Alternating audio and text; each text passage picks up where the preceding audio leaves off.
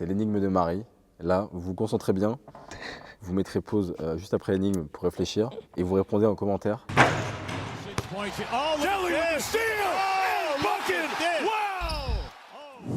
Salut tout le monde, c'est Deli, bienvenue dans cette nouvelle vidéo.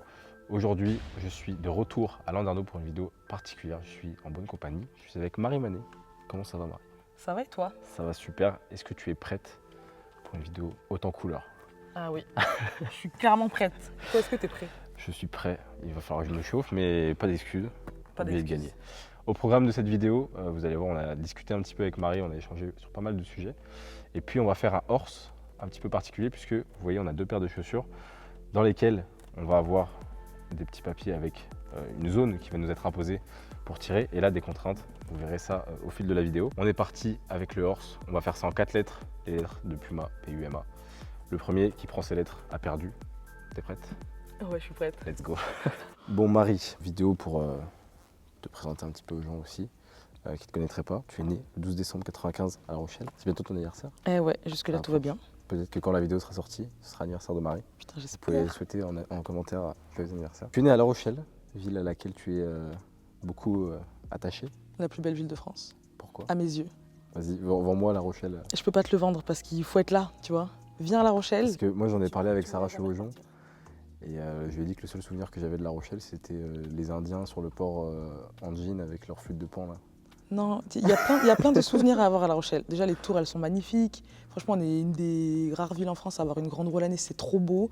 Le port, le vieux port, il est magnifique. Genre, viens à La Rochelle. On a une gare, on a fêté les 100 ans de la gare là, la semaine dernière. Elle est trop belle, ils l'ont refaite, elle est géniale. Non, franchement, viens à La Rochelle, c'est trop bien, il fait bon vivre et tout. Il y a du soleil. Il y a du soleil, bien sûr. T'es fier de ta ville? Et des nanas, Ça, c'est je suis bien. fière de ma ville, j'adore. Il y a du rugby, il y a tout. On a du basket à haut niveau. Viens, franchement, C'est viens. vrai, avec plaisir. Et du coup, toi, l'enfance de la petite Marie à La Rochelle, comment ça s'est passé un petit peu? Bah, franchement, j'ai pas grand chose à raconter sur mon enfance. J'ai fait une petite section, une grande section, une moyenne section comme tout le monde. J'étais au collège. J'ai quitté La Rochelle en 3e du coup, parce que j'ai intégré le pôle à Poitiers. Donc j'ai pas tant de souvenirs que ça finalement à La Rochelle. C'est vraiment le début de mes années basket. Mais j'y ai joué 2 ans. Enfin, tu vois, Ouais. j'ai commencé le basket très tard. Donc c'est vraiment ouais, les copines au basket, c'est je pense les meilleurs souvenirs que je peux avoir parce qu'il y a encore beaucoup de filles avec qui j'ai commencé le basket, avec qui je suis encore très amie aujourd'hui. Comment t'as découvert le basket? Comment ça s'est fait T'as dit que t'avais commencé tard, tu peux m'expliquer? J'allais à la piscine et il y a un monsieur qui est venu me voir vraiment à me taper sur l'épaule. Excusez-moi madame, vraiment le monsieur sort de sa voiture, il descend et il me dit mademoiselle, vous êtes grande pour votre âge, je suis entraîneur de basket. Et il me dit voilà, j'ai une équipe de basket féminine, j'aimerais bien que vous veniez essayer. À ce moment-là, j'ai 12 ans. Et il me dit ouais, viens essayer, tu vois. Donc moi sur le moment, je me dis bon, pourquoi pas. Premier entraînement, il m'avait dit on a entraînement mardi et le prochain entraînement c'est le mercredi, je crois, un truc comme ça. Et le mardi, je me dégonfle complètement, j'y vais pas du tout. Moi, je faisais de l'athlétisme et du tennis, des sports individuels. Et je me dis, waouh, sport collectif, c'est un step encore, tu Ouais. vois. Et le mercredi, ma mère, elle me dit, bah franchement, vas-y, t'as rien à perdre. Et j'y suis allée et j'étais nulle. Je courais vite et je sautais haut. Et c'est tout ce que je savais faire. Et l'athlète quoi. Je faisais de l'athlétisme. Et des fois, j'avais le ballon et vraiment, je ne savais pas quoi faire. J'arrivais sous le cercle, je paniquais. Je jouais avec des filles qui avaient commencé le basket en baby depuis toute petite. Donc vraiment, zéro maîtrise de rien. Mais juste, les filles m'ont tellement bien accueillie. Les parents des joueuses, l'entraîneur, il m'a mis tout de suite à l'aise. Que en fait, c'était le destin. Ouais. C'était vraiment C'est ça. un peu scénario de film de l'entraîneur qui vient te chercher Je te jure. sur le parking. Mais Bonjour. qui est en train de partir avec sa voiture et qui descend de sa voiture. Et moi, je prends peur. Le monsieur, Bah il ouais. est, Manu, il est super grand. Moi, je prends peur. Celui-là, pas très grand, un peu jeune. Je me dis, oh là là, qu'est-ce qu'il me veut le monsieur? Enfin, tu t'es jamais trop serein. Ouais. Et au final, meilleure rencontre de ma vie, quoi. Ouais, bah oui, ça a tout changé. C'était ouf. Et à partir de quel moment tu t'es dit que tu voulais être pro?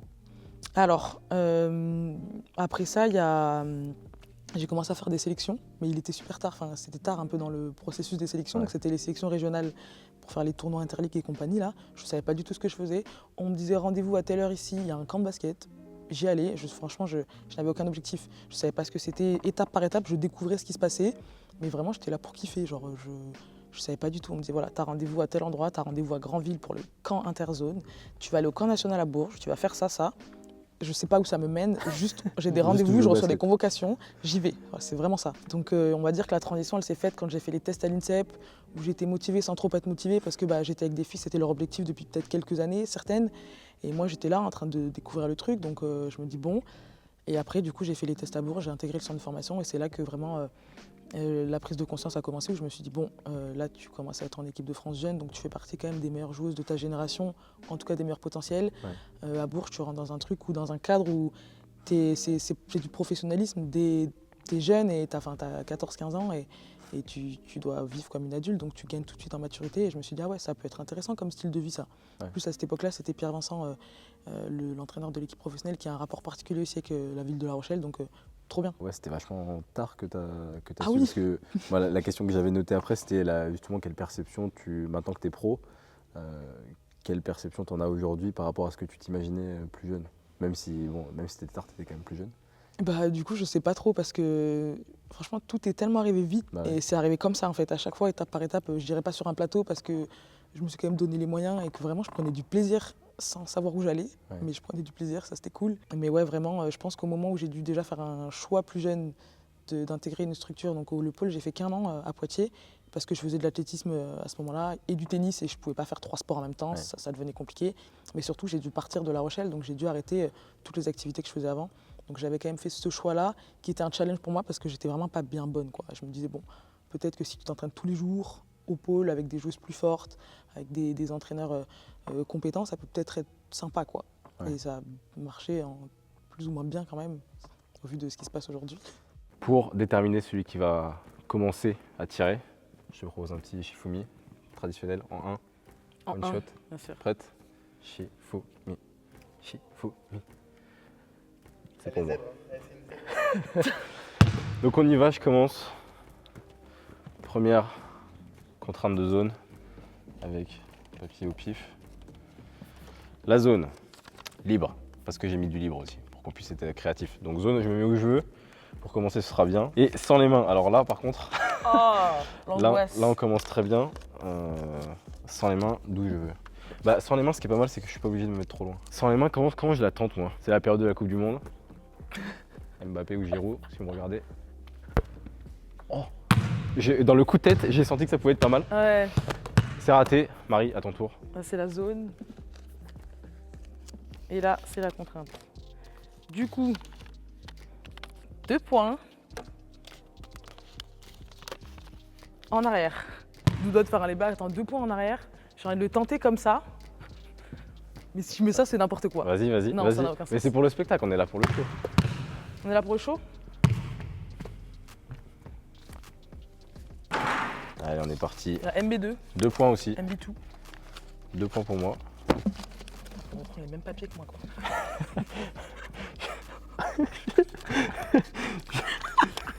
En arrière. Bon, alors moi je vais y aller sur le tir que tu voulais tenter. En arrière? Ah ouais. En arrière t'es chaud. et par-dessus la planche. Ok. Ok. Ah, c'est l'échauffement. L'idée, c'est de ne pas taper la barre, ni le chrono Ni du le 24. chrono. Je suis à 2 points parce que je suis dans le terrain. Ouais, t'es à 2 points. Ouais. Ah, c'est dur. Merde, non. Oh, pas loin. Franchement, j'ai commencé à stresser quand j'ai vu le ballon monter. Bah, moi, je voyais mal parti. En fait, en me remettant à droite, ça allait. Half court. Ok, milieu de terrain. Sa merde. Chauffer les épaules. Sans les mains. Non. Ah Oh. Attends, si tu mettais ça, si ça faisait poutre dedans, je partais. J'arrêtais. Franchement. Alors, half courte. Voilà, on va s'éloigner un petit peu. Oh non. Libre, half court. C'est abusé. Je l'ai mis l'an dernier avec Margot au même endroit. J'ai envie de faire un clapping. De quoi? Vas-y. Comme All Star. Allez, zou. J'ai fait la meuf, mais j'étais en tachycardie. Est-ce que quand ça a touché, t'as eu peur quand même? Tachycardie. Libre, ouais. À une main, c'est cool. À une main? C'est honnête. Peut-être enflammé.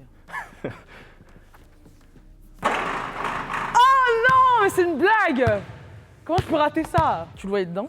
Ouais, honnêtement ouais. En fait je me suis dit il va rebondir et puis... Il va rentrer. J'ai pas assez fouetté le poignet. Bon là au montage peut-être qu'on va passer sur un horse normal en 4 lettres, mais sans les contraintes parce que là on galère. C'est une joueuse qui peut faire mal à 3 points et qui surtout qui aime beaucoup défendre. Ça vient d'où ça cet attrait pour la défense? Je sais pas, on m'a toujours dit que pour être un bon défenseur, il y avait 80% de bonne volonté et d'orgueil et de combativité réellement. Et c'est vraiment ça que je mets en avant. Je pense pas que je sois plus maligne qu'une autre en défense, parce qu'il y a des joueuses qui vont pas être dans le combat physique par exemple en défense, mais qui vont être hyper intelligentes et qui vont réussir à faire beaucoup d'interceptions, ce qui n'est pas forcément mon cas. Je pense que j'ai un peu des deux, un peu de malice en défense, et pour autant, j'aime pas perdre des duels. C'est insupportable. Et il n'y a pas que moi en fait sur le terrain. Il y a aussi cette notion de, j'ai appris très jeune que la transition de passer d'un sport individuel à un sport collectif m'a fait prendre conscience qu'en fait c'est un sport collectif, mais chaque individu a quand même un minimum de taf à faire et a son rôle. Et moi voilà, mon rôle, on m'a toujours dit, si tu veux jouer déjà en pro, il faut que tu défendes. Si tu veux rentrer sur le terrain quand tu seras pro, ça passera par la défense. Donc je me suis toujours mis un focus quand même là-dessus. Et puis j'aime bien ça, j'ai quand même des qualités physiques qui me permettent de pouvoir défendre sur presque tous les postes de jeu. Donc c'est des challenges qui sont intéressants et que j'affectionne. J'allais te demander c'est quoi les tips pour devenir bon en défense. Mais du coup, beaucoup de bonne volonté. Avoir envie. Avoir envie, se fléchir un peu. On fléchit les cannes, on essaie de mettre un petit peu de envergure de bras, on sort un peu les bras et après, advienne que pourra. Après on prie. Après on prie, on compte un peu sur les autres aussi, tu vois. Et là, dans toutes les années que tu as eues, la joueuse, à chaque fois que tu la joues, tu te dis ça va être dur.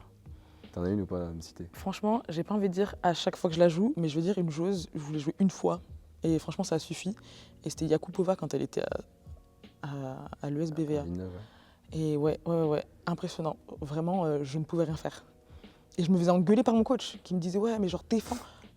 Vraiment je fais ce que je peux et je donne tout ce que j'ai et je ne peux rien faire.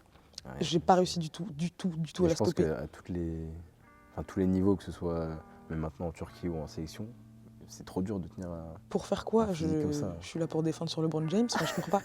Non, en fait, à chaque fois que je faisais quelque chose en défense, elle exploitait la moindre faille que je pouvais avoir. Et je pense pas qu'il y en ait 50 000 vraiment des failles, mais là, c'était abusé. Franchement, elle m'a tout fait ce soir-là. C'était terrible, c'était terrible. J'ai fait des cauchemars. C'était terrible. T'as que 26 ans ouais. Pour l'instant. Comment tu juges ton début de carrière, j'ai envie de dire, même si ça fait des années que tu joues à ce niveau-là? Je dirais qu'il y a eu des hauts et des bas. Début à Toulouse, je pense que j'aurais pas pu faire un meilleur choix parce que j'étais avec un coach qui me connaissait, j'étais avec Jérôme Fournier qui est venu me chercher et franchement, je pense que j'aurais pas pu rêver mieux comme début de carrière. En soi, tous les choix que j'ai faits, si j'avais eu à les refaire, je les referais parce que j'ai appris énormément de choses dans tous les clubs dans lesquels je suis passée. Il y a des saisons qui ont été plus compliquées que d'autres, mais je suis toujours ressortie de chaque saison en ayant appris des choses, en ayant progressé sur beaucoup d'aspects, que ce soit des aspects mentaux ou que ce soit des aspects basket. Donc si je devais refaire ce parcours-là, je pense que je referais exactement les mêmes choix. Ouais, de toute façon, c'est des choix que tu fais vraiment pour le coup à un instant T avec différents paramètres. C'est ça. Maintenant, tu as du recul pour dire peut-être que j'aurais dû faire ça, mais sur le moment, c'est... C'est exactement ça. Et puis surtout, sur le moment, tu pèses le pour et le contre. Tu es aussi conseillé par ton agent, par exemple, par ta famille.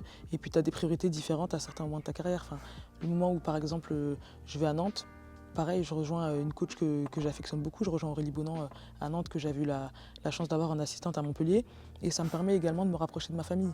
Donc après, il y a eu beaucoup de choix comme ça où ça pouvait que me faire du bien. Pour parler un petit peu du 3-3 maintenant, t'es tombé dedans quand déjà? Et comment? Je suis tombée dedans quand je viens de La Rochelle, je t'apprends rien. À côté de La Rochelle, il y a Poitiers, donc là où j'ai fait mon année pôle. Et à Poitiers, il y a une semaine du 3-3, ça fait des années. L'Urban PB, c'est un tournoi qui est là depuis des années. Et en fait, la première fois que je l'ai fait, je ne saurais pas te dire l'année, c'est il y a un moment. Et j'avais joué avec des copines, voilà, on se retrouve l'été, on va faire un tournoi de basket, on est contente. Et en fait, à ce moment-là, il y avait l'équipe de France qui jouait et qui se préparait à aller à la Coupe du Monde ou à la Coupe d'Europe, je ne sais plus tellement. Et c'était le même staff, plus ou moins. Enfin, Richard, il y avait Karim. Et je joue contre cette équipe-là, je crois, en demi-finale. Et franchement, je fais un match pas du tout déconnant, un match sympa, mais bon, à ce moment-là, je suis quand même joueuse de ligue féminine. Enfin, ouais. Je connais un peu les joueuses que je peux avoir en face de moi. Et en fait, je discute à la fin du match avec les coachs. Enfin, il y avait aussi Minia qui était dans le circuit. Donc voilà, on discute et ils me disent est-ce que ça pourrait t'intéresser? À ce moment-là, il y avait l'équipe de France après qui était un peu en même temps, donc sur le moment, c'était pas du tout possible. Mais l'année d'après, la Fédé a décidé d'inscrire une équipe U23 sur les tournois, enfin les Nations League et tout ce qui va avec. Et du coup, c'était une opportunité parfaite parce que j'étais encore moins de 23, un an quand j'ai commencé à être internationale, en tout cas en 3-3. Donc, timing parfait. J'ai trop adoré. J'ai retrouvé des joueuses avec qui je jouais un peu plus tôt en sélection jeune, donc c'était trop bien. J'ai rencontré aussi de nouvelles personnes, donc super expérience. Et c'était vraiment que du kiff en plus. C'est vrai qu'il y a beaucoup de compètes sur le 3-3 et c'est dur de s'y retrouver. Un été type dans le 3-3, c'est quoi si tu devais faire un peu. Est-ce que tu saurais donner une frise chronologique de comment ça s'organise ou c'est Ouais. vraiment. T'as des trucs qui pop un peu partout Ça paraît compliqué, mais au final, c'est super simple. L'été, il commence avec la Coupe du Monde. Ok. On va dire vraiment, c'est le temps fort de l'été, puisque ça commence, la Coupe du Monde, elle est tout le temps début juin, fin mai quand c'est au plus tôt, mais début juin, Coupe du Monde. Ensuite, on a le circuit des Women's Series, donc c'est l'équivalent du World Tour, où il y a des tournois qui peut y en avoir partout dans le monde. Nous, on a fait par exemple la Mongolie cet été, le Canada. On peut avoir des filles, il y en a des filles qui sont allées en Italie les années précédentes. Enfin, ça peut être un peu partout. Nous, on en organise en France. Au mois de septembre, donc à la fin de l'été, il y a la Coupe d'Europe. Et pour conclure, après la Coupe d'Europe, il y a les finales des Women's Series. Donc c'est les 3 gros temps forts de l'été. Donc les Women's Series commencent fin mai, généralement. Donc il y a souvent un stop de Women's Series juste avant la Coupe du Monde. Ça permet aux quelques équipes de se mettre en rythme. Mais après, c'est ça, Coupe du Monde en juin, Coupe d'Europe en septembre, finale des Women's Series en septembre, approximativement une semaine après la Coupe d'Europe. Vous arrêtez vraiment jamais celles qui font du Ouais, 3-3 c'est ça, à balle. c'est ça. Puis il peut y avoir des tournois, toutes les semaines, tu peux avoir un tournoi. Ouais, c'est Dans ça. l'été, une fois par semaine, tu peux avoir un tournoi, une Women's Series, que ce soit au Canada, que ce soit en Roumanie, que ce soit en France, que ce soit franchement à Pétaouchnok, Ouais, tu peux aller partout, quoi. T'as besoin de 0 prépa physique après. Ah T'es en ouais, forme. t'es en forme. T'as les cannes. T'es en forme. T'es un peu trop en forme, Ouais. voire fatigué, mais en tout cas, t'es en forme. Ouais, mais du coup, vous allez chercher autre chose justement. Qu'est-ce que toi tu vas chercher dans le 3-3 quand ta saison se finit en 5-5 et tu te dis ok, là c'est le moment du 3-3. Qu'est-ce qui t'attire vraiment là-dedans? Déjà, c'est un basket différent. Déjà, il y a plus d'espace sur le terrain, étant donné que t'es que 3, enfin t'es 6 sur un demi-terrain, mais t'es 3 en attaque, t'es 3 en défense. Tu développes des compétences. Moi, je suis quelqu'un qui va pas forcément, qui est pas hyper agressif, par exemple en 5-5, agressif proche du cercle. En 3-3, c'est pas forcément le cas. Je suis beaucoup plus dans l'alternance, on va dire. Et après, c'est vraiment le truc de se dire, on vient pour prendre du plaisir. On retrouve des filles qui ont l'esprit de compétition aussi, donc ça c'est vraiment trop bien parce que ça nous permet de performer, comme on l'a vu par exemple cet été. Et c'est le truc de se dire, on n'a pas de... T'as pas de coach, t'es vraiment toi avec tes coéquipières et puis c'est que du kiff en fait parce que t'as pas le temps de t'apitoyer par exemple. Au basket 5-5, tu rates un panier, t'as le temps de ruminer pendant 3 possessions parce que tu vas peut-être pas toucher la balle. Au 3-3, il y a tout le monde qui est impliqué, tout le monde qui est concerné tout le temps et c'est vraiment ce que j'adore. Tu fais tellement beaucoup de choses en petit comité sur une période de temps qui est hyper concentrée que tu es obligé d'être de te sentir bien. Moi je sais que quand je vais au 3-3, je me sens vraiment bien, que ce soit avec les filles, que ce soit dans ce qu'on propose, que ce soit avec le staff, n'importe. C'est vraiment une atmosphère que j'affectionne particulièrement. Cet automne là en septembre, tu as dit Coupe d'Europe, tu as été championne d'Europe avec Laetitia Guapo, Hortense Limousin et Myriam Djekoundadé. C'est ça. Toi, tu es arrivé à la place de Meb qui était dans le roster sur la Coupe du Monde. Comment ça s'est passé pour toi la compétition, l'intégration, tout ça? L'intégration géniale. C'est quand même un groupe que je connais depuis des années. J'étais avec un club avec Hortense en plus. J'ai fini ma saison avec Hortense l'année dernière puisqu'elle était encore à Landerneau. Mais on travaille ensemble depuis quand même des années puisque les filles étaient U23 juste avant. Donc c'est pareil, on a beaucoup de stages en commun. Et après, niveau intégration, il n'y a pas du tout eu de soucis. C'était très très fluide. Après, le seul truc qu'il y avait, c'est que forcément, je remplaçais MEP, du coup, qui était championne du monde. Tu intègres le collectif des championnes du monde. Tu intègres l'équipe où il y a les championnes du monde en titre. Il ne faut pas se louper. Clairement, il ne faut pas se louper. Je pense avoir répondu présente, mais c'est vrai que je l'ai dit aux filles, tu vois, avant la compétition, je dis voilà, moi, clairement, il y a ce petit truc de pression, mais de pression positive parce que j'avais hâte que ça commence. Mais voilà, le truc de se dire, t'es la seule pièce qu'on a changée. S'il n'y a pas de résultat, potentiellement, le raccourci peut être fait très rapidement, tu vois. Et que ce soit par moi, que ce soit par d'autres personnes, peu importe. Mais j'avais à cœur de performer et qu'on fasse un résultat avec cette équipe-là. Ouais, ça s'est bien passé. Ça s'est très bien, franchement, ça s'est super bien passé. T'as encore des objectifs, toi, avec le 3-3 là? J'ai encore des objectifs et forcément il y a une Coupe du Monde encore cet été, il y a encore une Coupe d'Europe. Sur le circuit des Women's Series l'année dernière, l'été dernier, on a performé, mais je pense qu'on aurait pu faire mieux. Participer à une compétition majeure l'été prochain, l'été 2023, parce qu'on prépare aussi les Jeux Olympiques, donc c'est pas du tout négligeable. Et évidemment qu'il y a un projet olympique aussi derrière où j'ambitionne de participer aux Jeux à Paris. Ce serait incroyable. Ouais. tu te vois toi déjà au jeu, enfin tu te vois. Je me vois pas, non, sans clairement. t'y voir, mais t'imagines ce que ce serait Mais ce serait pour la petite Marie qu'on est venu chercher sur un parking. qu'on est venu chercher à la piscine. Moi, À j'allais 12 ans. faire des longueurs, j'allais faire du crawl là-bas. Non, ce serait fou. Les Jeux à Paris, ce sera qu'une seule fois. Il y a une seule opportunité. Et il ne faudra pas la rater, il faudra être au rendez-vous, il faudra être prête à ce moment-là, il faudra être physiquement là, il faudra mentalement, il faudra être là aussi et il faudra être performante. Et clairement, les places seront chères. Les places seront très très chères. On a un groupe qui performe, on a des U23 qui sont championnes du monde en titre. C'est n'importe quoi. Ouais, la concu. C'est n'importe quoi. Au ranking, si on est première au ranking actuellement, la France, c'est qu'on a des équipes qui performent. C'est un truc de malade. On n'a pas eu 3 points encore. 2 points à une main. Mais tu sais quoi, je vais faire lancer franc à une main. Je peux refaire, c'est bon. Vas-y. Alors maintenant, Voilà, là on lance la là, compétition. on a le P là, c'est bon. Là, ça joue. Là, regardez, ça va être à montrer dans toutes les écoles. C'est 45, poignet fouetté et bien, tu vois, de filoche. la matière du. Oh la vache. Allez, zou. P pour moi. On n'est pas Ouais. sur le horse de l'année et on est un petit peu pressé par le temps. Donc, on va partir sur un horse normal, toujours avec Puma, mais ça nous permettra d'être créatif et d'enchaîner. T'es prête? Toi, t'es prêt? Vas-y. Parce que C'est à moi de personne tirer là? n'était prêt, là. Ouais, c'est à toi. Ouais. Allez, là, on va commencer à se faire mal là. De ouf. Ça, c'est mon tir. 0 degré. Vous voyez la planche, il faut que ça touche au-dessus et que ça rentre. Voilà. Voilà. Voilà, Ah, Titi. J'ai envie de t'insulter, mais Là, il y a des enfants. là, on peut discuter. Ah, c'est P. trop dur. P pour Marie. P partout.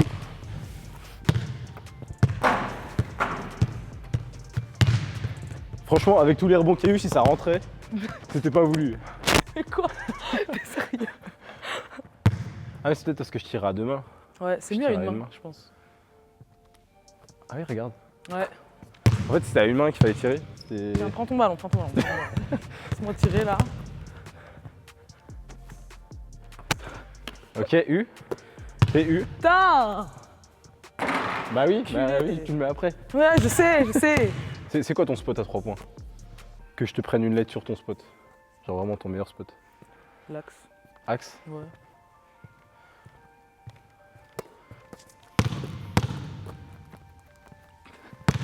Pas de bille dedans? Ah, tiens.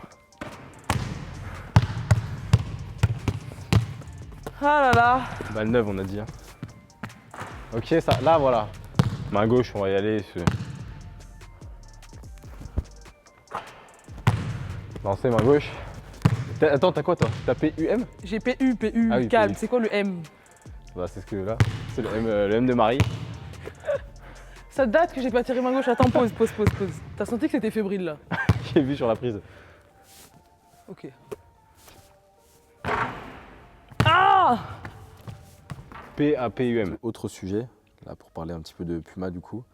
Toi tu fais partie de de ces premières salles d'athlètes, on va dire, à avoir été signé chez Puma en France, notamment sur le basket. Est-ce que tu peux nous raconter à l'époque comment ça se passe quand Puma vient te chercher et te dit bah voilà, on aimerait te signer Alors la petite anecdote, c'est que on était à l'INSEP avant de partir au Japon. Parce que Ok. du coup, j'étais partenaire d'entraînement, Ouais. tu sais, au Japon avant les Jeux, là, quand il y avait une blessure, enfin, en plus période Covid et tout. Bref, on s'en fiche. Et je discutais avec, du coup, Caroline, avec qui j'étais en chambre, et on parlait vraiment de ça, des sponsoring et tout. Et on avait croisé un athlète à l'INSEP, pareil, qui a participé au jeu et qui, lui, était chez Nike. Et en fait, on discute et il me dit, mais toi, si tu avais une marque qui pouvait te sponsoriser, franchement, ce serait qui? Enfin, s'il y avait une seule marque qui pouvait te sponsoriser et que tu kifferais, ce serait qui? Et je dis, franchement, Puma. J'ai dit, je kiffe. Et il m'a dit, ah ouais, et tout. Il me dit, mais je sais pas, essaie de faire quelque chose et tout. Toi, fais le premier pas si ils viennent pas toquer à la porte et compagnie, tu vois. Je lui dis, non, je dis, c'est pas aussi simple. Et puis, c'est un peu différent quand c'est toi qui toques à la porte, tu vois. Et on en discute et je dis, putain, ce serait quand même, ce serait lourd de dingue. Mais je pense pas. Franchement, à ce moment-là, j'y pense pas du tout. Et je rentre en France et 3 jours après que je sois rentrée à La Rochelle, mon agent qui m'appelle, coucou. Au fait, j'ai oublié de te dire, enfin on discute basket, je sais pas ce qu'on se raconte. Elle me dit, ah, au fait, il y a Puma écoute, qui nous a parlé de toi, ils aimeraient peut-être envisager un partenariat avec toi, hein, ils aimeraient bien te sponsoriser. Qu'est-ce que tu en penses? Est-ce que ça peut être intéressant d'avancer avec eux? Moi, je lui dis, ouais, bah, ça pourrait être cool. Enfin, tu sais, Alors que dans ta tête. dans ma tête, c'était pump it up. J'étais en mode, putain, mais trop bien, énervé, franchement. trop contente, hyper flattée parce qu'à ce moment-là, il n'y a que Letty à ce moment-là qui est chez Puma et je me dis bah ça pourrait être une vraie opportunité et puis j'adore ce qu'ils font. Donc voilà, donc après forcément je prends un peu contact avec Robin, écoute on va t'envoyer des paires, tu nous dis ce que tu en penses, est-ce que tu te sens bien dedans parce qu'il y a aussi le truc de être sponsorisé c'est cool mais il faut être à l'aise avec la marque, il faut se sentir bien dans les produits. Et puis Puma, ce qui est bien c'est qu'ils accordent pas mal d'importance au retour que tu vas leur faire et ils attendent beaucoup de ça aussi. Mais c'est vraiment le point majeur, enfin, c'est vraiment ce que j'adore après coup, après avoir fait un an et demi avec eux, c'est vraiment, tu te rends vraiment compte qu'ils prennent en compte chaque athlète. Ouais. Et voilà, c'est ce que je disais, j'en discutais avec des filles de l'équipe qui me demandaient comment ça se passait avec Puma. Je dis bah écoute franchement, je pense qu'on discute au moins une fois par semaine, que ce soit avec Robin, que ce soit avec Sam, que ce soit n'importe en fait. On discute au moins une fois par semaine pour savoir comment ça va, parce que je veux recevoir une paire, pour n'importe quoi en fait. Ouais. Et cette proximité, je trouve ça vraiment bien. Et tout ce qu'ils mettent en place, le fait que vous soyez là aujourd'hui, tout ce qu'ils mettent en place autour des athlètes, je trouve que c'est vraiment bien. Et il y en a, ils essaient de donner un peu de visibilité à tout le monde, ils essaient de mettre tout le monde en avant, ils essaient de tout faire pour que chacun se sente vraiment bien et que chacun se sente traité à sa juste valeur. Tu as moins ce rapport juste marque-athlète, tu as une marque mais des humains aussi qui sont là derrière et qui gèrent le truc. C'est ça, quand je suis allée au siège, j'avais jamais été au siège, on a joué à Strasbourg il y a 3 semaines et j'ai eu l'occasion du coup d'y passer, mais c'est pareil, l'accueil qu'on te fait c'est chaleureux. Moi je préviens en plus la veille, je suis à Strasbourg au fait, j'aimerais bien passer. Mais bien sûr, mais viens et puis on t'accueille, t'as un accueil chaleureux, tu sens que les gens ils sont contents de travailler avec toi, tu sens que c'est un privilège. Alors que le privilège, moi je le ressens plus dans l'autre sens où je sens que c'est pour moi un privilège d'être avec eux, tu vois. Dernier sujet, je voulais parler des énigmes avec toi. Tu veux me faire une énigme? Putain, j'espère que tu vas me faire une devinette. Non, j'ai pas préparé d'énigme. Franchement, t'abuses. Mais Marie, si vous la suivez sur Insta, si vous la suivez pas, il faut aller suivre Marie sur Insta. Tu fais des énigmes sur Insta? Je fais des énigmes tous les vendredis soirs à 21h. C'est le Friday Smart Day. Parce qu'il s'agit d'en avoir dans la tête aussi quand même. Friday Smart Day, ça devient d'où le fait d'aimer faire des énigmes, d'en résoudre et d'en proposer aux gens? Je sais pas, j'ai toujours été un peu dans les équipes, par exemple, celle qui va proposer un peu des jeux de société, un peu bout en train, qui va avoir des idées, venez on va faire ci, venez on va faire un escape game, venez on va au ciné, venez on va au bowling, bref, ça a toujours été un peu mon rôle, animatrice de colonie. À table, souvent les repas ils sont longs. Et en fait, à table, des fois, tu t'ennuies, les repas ils sont longs, t'as pas forcément le droit d'avoir ton téléphone ou t'as pas forcément envie de l'avoir. Et je trouve que ça crée des liens. Et j'aime bien faire des devinettes à table. À la base, c'était vraiment ça. Je faisais des devinettes un peu à table ou alors des Akinator, là, je pense à quelqu'un, des petits trucs comme ça en fait. Et moi, j'ai toujours adoré qu'on me fasse des devinettes ou qu'on essaie de stimuler un peu mon esprit. Enfin, je fais des devinettes, je fais des mots fléchés, des trucs qui sont pas forcément communs ou de mon âge en tout cas. Ouais. Mais ouais, vraiment, après, c'est un truc qu'on affectionne aussi dans ma famille, les escape games, un peu tous ces trucs-là de logique où il faut réfléchir. Et après, je sais pas, j'adore. Je trouve ça trop bien. Et du coup, je crois que tu en as préparé une petite pour ceux qui regardent la vidéo. Ouais. Alors là, j'en ai préparé une. J'en avais préparé 3 et j'en ai oublié 2. Ok, et ben c'est l'énigme de Marie. Là, vous vous concentrez bien. Vous mettrez pause juste après l'énigme pour réfléchir et vous répondez en commentaire. On fera quoi? On mettra des stories pour voir qui a réussi à résoudre l'énigme. C'est l'énigme de Marie, mais c'est surtout l'énigme de Stanford. Qu'est-ce qui est plus puissant que Dieu, pire que le diable? Les pauvres en ont, les riches en ont besoin, et quand on en mange, on meurt. Vous avez 2 heures. Tu peux trouver, franchement tu peux trouver. Tu la connais? Non, là, non, je la connaissais pas. C'est vrai? Et là, comme ça, attends. Écoute, je me laisse jusqu'à la fin de la vidéo et même sur le hors si jamais j'ai un truc qui me vient. J'espère que vous êtes prêts pour le contenu parce que là, je vais me viander, c'est sûr. On est chaud? Prends plus la chute que le ballon du coup. Ouais, prends la chute. Oh, l'équilibre, c'est dramatique. Oh! Oh! Hey! Moi, je vais faire sans la planche, c'est mieux, je trouve. C'est dur, hein? Ah, t'es relou. Je suis sous pression en plus là, j'ai M. Hein. Là, si tu rates, au moins on sera dans les temps si tu rates. Hein. Ah putain, je le voyais dedans! C'est pas la plus belle victoire, mais c'est une victoire quand même. Je suis verte. Pareil. Non, je te check pas. D'abord, je vais parler là-bas. Expliquer aux gens. C'était important pour moi. C'est moi l'athlète Puma. À un moment donné, il fallait que je fasse le Puma, sinon ça n'a aucun intérêt. Aucun sens. Tu vois ce que je veux dire? C'est toi qui fais Puma. C'est vrai, c'était pour toi. Je suis dégueulasse.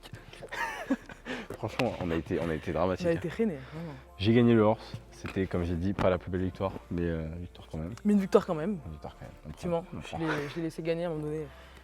le fair play. J'espère en tout cas que vous avez apprécié la vidéo. J'ai essayé au montage de vous mettre quand même les meilleures actions. J'espère que vous avez trouvé l'échange avec Marie intéressant.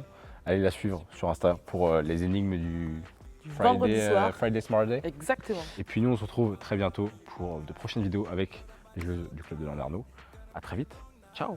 Salut! Et dans pile poil, hein. Vous pouvez pas, niveau timing, on peut pas faire mieux. Hein.